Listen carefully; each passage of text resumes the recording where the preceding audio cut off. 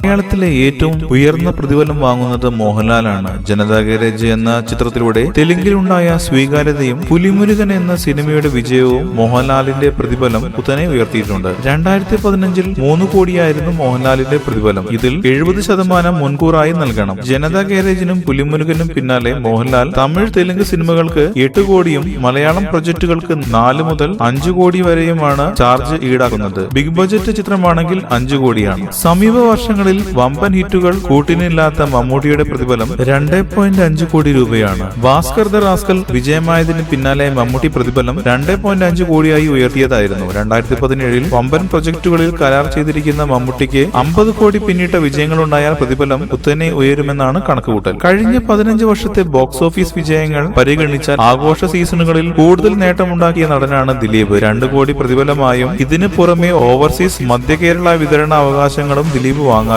പ്രതിഫലത്തിൽ മമ്മൂട്ടിക്കൊപ്പമാണ് ദിലീപിന്റെ സ്ഥാനം. 2ാം സ്ഥാനം മമ്മൂട്ടിയും ദിലീപും പങ്കിട്ടപ്പോൾ 3ാം സ്ഥാനത്ത് പൃഥ്വിരാജ് എത്തി. സ്വന്തം നിർമ്മാണത്തിലുള്ള ചിത്രമല്ലെങ്കിൽ 1.5 കോടി മുതൽ 2 കോടി രൂപ വരെയാണ് പൃഥ്വിരാജിന്റെ പ്രതിഫലം. സിനിമയുടെ ബജറ്റും പ്രതിഫല കാര്യത്തിൽ പൃഥ്വി പരിഗണിക്കാറുണ്ട്. വമ്പൻ ബജറ്റിലുള്ള ചിത്രവും കൂടുതൽ ദിവസങ്ങളിൽ ചിത്രീകരണവുമായാൽ തന്നെ 2 കോടിയാണ് പ്രതിഫലം. ബോളിവുഡ് തമിഴ് പ്രൊജക്ടുകളിൽ മലയാളത്തേക്കാൾ ഉയർന്ന പ്രതിഫലമാണ് പൃഥ്വിരാജ് ഈടാക്കുന്നത്. യുവതാരങ്ങളിൽ നിവിൻ പോളിയാണ് മുന്നിൽ. മലയാളത്തിന് പുറമെ തമിഴിലും തരംഗമായി മാറിയ പ്രേമം എന്ന സിനിമയാണ് നിവിൻ പോളിയുടെ താരമൂല്യവും വിപണി മൂല്യവും ഉയർത്തിയത്. 50 ലക്ഷം പ്രതിഫലമായി വാങ്ങിയിരുന്ന നിവിൻ പോളി തമിഴിലും മാർക്കറ്റ് സൃഷ്ടിക്കപ്പെട്ടതോടെ പ്രതിഫലം ഉയർത്തി. 1 കോടി രൂപയാണ് നിവിന്റെ പ്രതിഫലം. തമിഴിൽ 2 ചിത്രങ്ങളിൽ നടൻ കരാർ ഒപ്പിട്ടുണ്ട്. മലയാളത്തെക്കാൾ ഇരട്ടി പ്രതിഫലമാണ് തമിഴിൽ വാങ്ങുന്നത്. 2016 വമ്പൻ വിജയങ്ങൾ ഇല്ലെങ്കിലും ദുൽഖർ സൽമാൻ പ്രതിഫലം 75 ലക്ഷമായി ഉയർത്തിയത് ഇതേ വർഷമാണ്. നിലവിലുള്ള ദുൽഖർ പ്രൊജക്ടുകളിലേറെയും വൻ പ്രതീക്ഷയിലുള്ളതാണ്. ഈ സിനിമകൾ ബോക്സ് ഓഫീസിൽ മികവ് തെളിയിച്ചാൽ നിവിൻ പോളിക്കൊപ്പമോ മുകളിലോ ദുൽഖറിന്റെ പ്രതിഫലം എത്തും. മലയാളത്തിലെ യുവതാരങ്ങളിൽ ഏറ്റവും ഉയർന്ന ഇനീഷ്യൽ ലഭിക്കുന്നത് ദുൽഖർ സിനിമകൾക്കാണ്. വെള്ളിമുങ്ങിയുടെ വിജയമാണ് ബിജു മേനോന്റെ താരമൂല്യം ഇരട്ടിപ്പിച്ചത്. 50 ലക്ഷത്തിൽ നിന്ന് 75 ലക്ഷത്തിലേക്ക് താരത്തിന്റെ പ്രതിഫലം ഉയർന്നു. അനുരാഗ കരിക്കിൻ വെള്ളം 2016-ൽ സൂപ്പർ ഹിറ്റ് ആയതോടെ സോളോ ഹീറോ പ്രൊജക്ടുകളിലേക്ക് കൂടുതൽ ശ്രദ്ധയൂന്നാനും താരം തീരുമാനിച്ചിരിക്കുകയാണ്. 2013-ലും തുടർ വർഷങ്ങളിലും ഉണ്ടായ തിരിച്ചടിയെ തുടർന്ന് ഫഹദിന്റെ താരമൂല്യം ഇടിഞ്ഞു. മഹേഷിന്റെ പ്രതികാരത്തിലൂടെ ബോക്സ് ഓഫീസിൽ ശക്തമായ തിരിച്ചുവരവ് നടത്തിയ ഫഹദ് ഫാസിൽ 70 ലക്ഷം രൂപയാണ് പ്രതിഫലമായി വാങ്ങുന്നത്. വർഷങ്ങളായി വിജയ ചിത്രങ്ങളില്ല എങ്കിലും അവസാനമായി അഭിനയിച്ച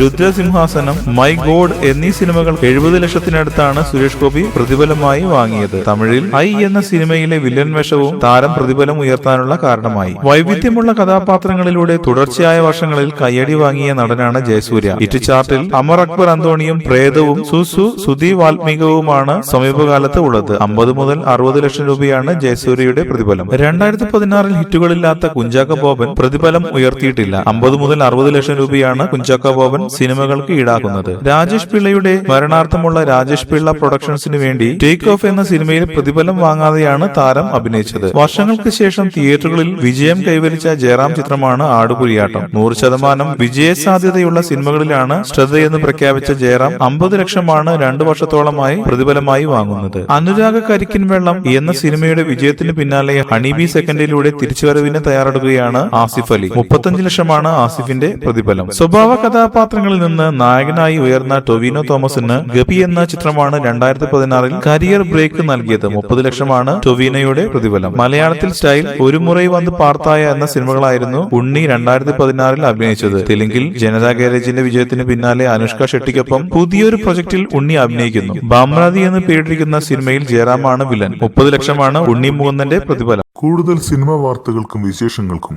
ഇപ്പോൾ തന്നെ സബ്സ്ക്രൈബ് ചെയ്യൂ മലയാളം ക്രിയേഷൻസ്.